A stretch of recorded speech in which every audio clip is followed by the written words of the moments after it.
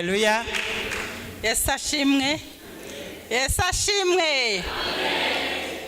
Uyu ni umunsi udasanzwe. Ndumva ari umunsi udasanzwe, niyo mpamvu tugiye gukora ibidasanzwe. Pastor wacu mukuru namusaba uruhushya, mpagaze hanje gushima Imana, ariko ndifuza ko shimana Imana n'umuryango wanjye wo mu mwuka, umuryango wacu witwa Rubane. Abantu bari muri uwo muryango bahaguruke baze dufatanye gushima Imana. Murumva bidasanzwe, atari bidasanzwe ra? Si bishyashya. Haleluya. Abantu bari mu muryango wa Rubane ntabo nitwe twenyine ko turi babiri. Twakwikubise Rubene. Haleluya. Haleluya. Mwahagurutse mukaza nimuza dushima Imana, ariko Imana yidukoreye ibikomeye tugomba kwishima. Haleluya. Mbega byiza.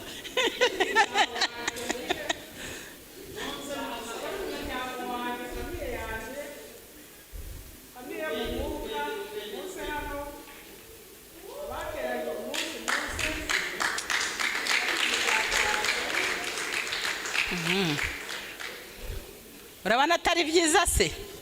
Murabona atari agashya se mu itorero? Haleluya. Imana ishimwe. Murakoze cyane kuza kumfasha gushima Imana.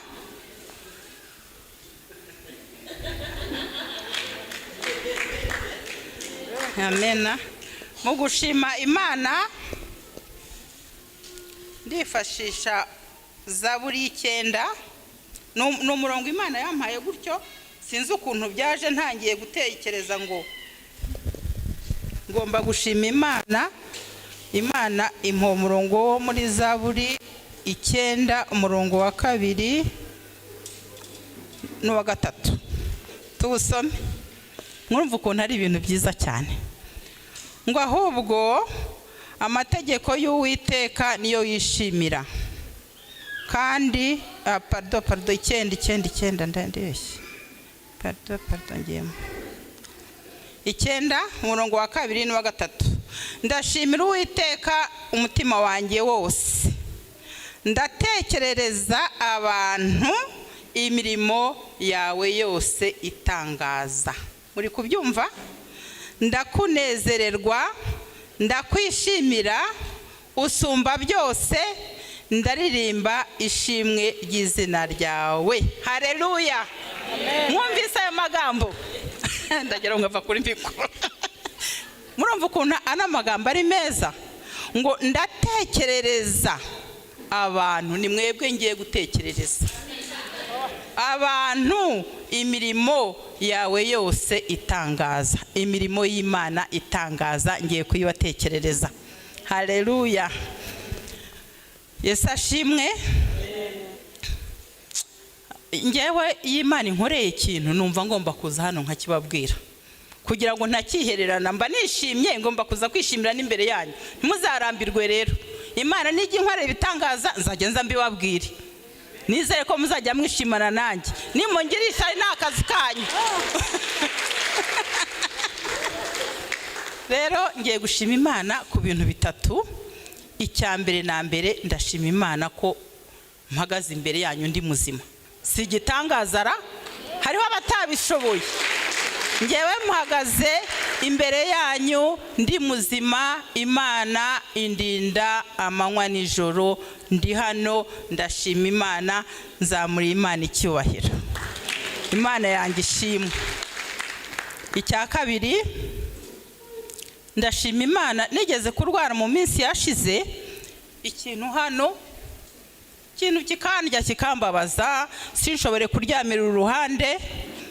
Rimwe turi mu makesha, Pastor Andre ndahaguruka cyagiye basengera abantu. Pastor Andre aransengera. Pastor warakoze, waransengeye usiga amavuta. Na Pastor Yolande warakoze, waransengeye usiga amavuta. Na Pastor Alphonsine baransengeye basiga amavuta. Icyo kintu cyarashize. Imana ihabwe icyubahiro. Ariko Satani ni mubi ntarekeraho.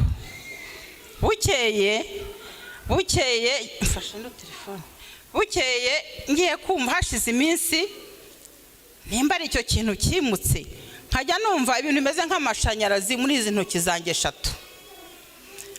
Amashanyarazi akaza biranderanja bintera ikibazo, nkajya naganira n'abantu, ariko ko mfite amashanyarazi mu ntoki 3 ubu ni ibiki? Saba Imana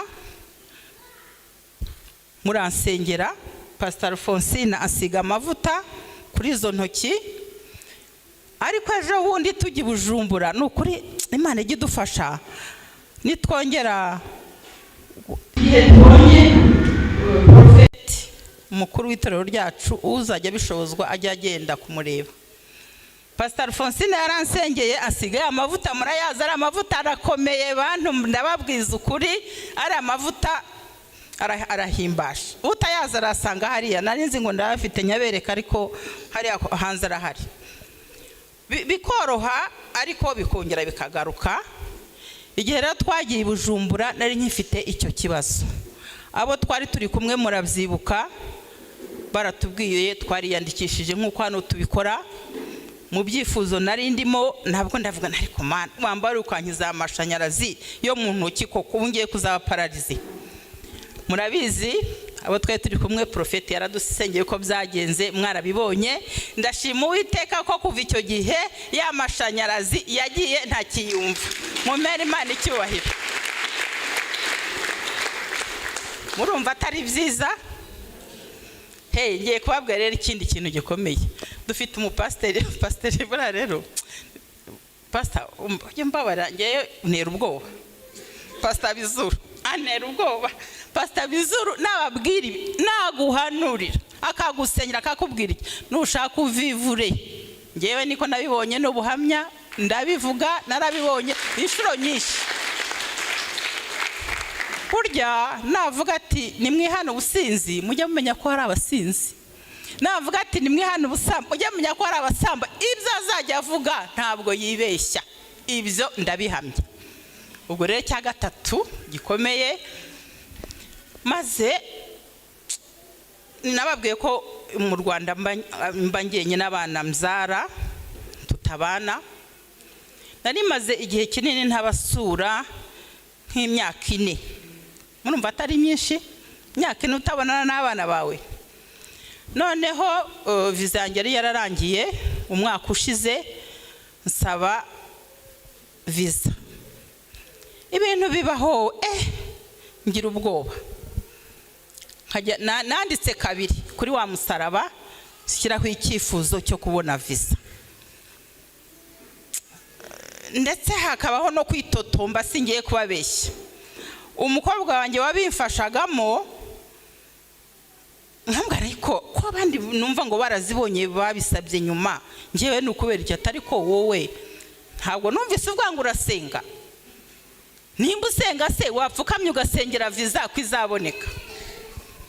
Umunsi umwe twari hano mu materaniro, niho mvuga ngo pastor antera ubwoba, sinzi ukuntu byaje. Aravuga ati ngewe ndabona aba umuntu ugiye kubona visa. Ndibuka ko hari umuntu umwe washimye, nanjye ndashima uru ruhande n'uru. Pastor aravuga ati oya, ni muri ruriya ruhande. Haleluya. Uwo mwanya nahise nacyo ndavuga nti visa ndayibonye tu, ndayibonye tu, ninjye bavuze. Imana ishimwe ko ari ngiye yavuze.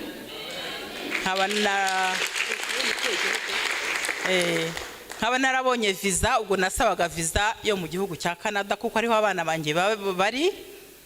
Ikintu rero gitangaje nanone, murumva icyo gihe cyose byaratinze biratinda, nkumva birambabaje, ubundi nkumva nabivuyemo. Ubundi mwari muzi ko inkuru yuko banyemereye visa nayimenye ndi mu masengesho Burundi. Haleluya. Niyo mpamvu nabwo uzajya ashobozwa. Dufite abapasiteri basenga bafite imbaraga, ariko dufite umukuru w'itorero ryacu ariyo papa wacu mu mwuka, Prophet Philippe Banda. Igihe twari Bujumbura, nagiye kumva numva telefone iti turashaka pasiporo yawe. Ni ariko ntabwo icyo gihe ntibyanjemo, numvaga nyifite dute. Baturihe ntabwo ndi mu Rwanda, ko twashaka pasiporo. Icyo gihe bahimbwa ari kuwa gatanu, uzi ko twagezeho kuwa kane, ko dushaka pasiporo yawe. Ngiye ntabwo ndi mu Rwanda, ariko nzagaruka kuwa mbere. Batukigera mu Rwanda uzahita ujyana pasiporo. Barahambira aho nzayijyana, ndayijyana. Nayijyanye ari kuwa kabiri, twageze no kuwa mbere njyana ari kuwa kabiri. Barambwira bati tuzagusubiza hagati y'ibyumweru 2 na 3. Ndashima Imana ko icyumweru kimwe cyonyine bari bampamagaye bati ngwino utware pasiporo yawe irimo visa. Imana ishimwe. Visa y'imyaka ingahe? Kugeza muri 2030.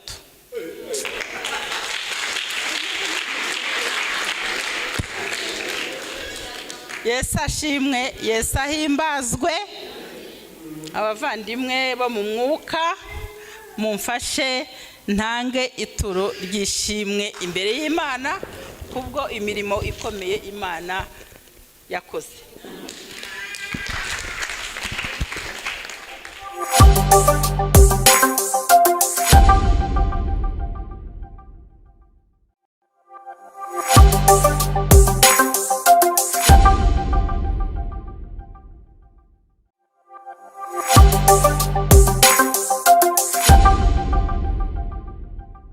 Kincitse kandi nagitekereje. Bantu b'Imana, bakozi b'Imana, ntama z'Imana, hari ushobora kubona ntanze iri abahasha wenda akabyita ukundi, abantu bagira uko babivuga.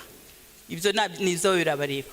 Ariko umuntu wese ndabashishikariza n'ukuri, kuko nge nabibonyemo inyungu. Imana niwandika hariya ku musaraba, nutanga icyifuzo hano kuri prayer line, Imana ikagira ikigukorera muri bya bindi. Ujye uza gushima Imana, uhagarare mu nzu y'Imana, ntitukavugisha amagambo gusa. Kuko mu nzu y'Imana ntago muzi aho bavuga bati, Imana ivuga iti mwanyinye ibyanjye, bati twakwimye iki? Ati banyimye amaturo na 1/10. Mujye muzana nubwo cyabe igiceri cy'ijana. Nukuri Imana nigukorera igitangaza, nubwo cyabe igiceri cy'ijana, nubwo yabe 1000 cyangwa 500, uko umutima wawe, uko ubushobozi bwawe uko bimeze, byose Imana irabyakira kandi ikaguha umugisha. Ngiye hori wumpa kubera yuko nashaka kuza gushima, ngo nje gushima gusa mvuge n'amagambo. Reka da, nzajya nzana igiceri cy'ijana, 500, 1000 uko mbishobojwe. Uwiteka ashimwe.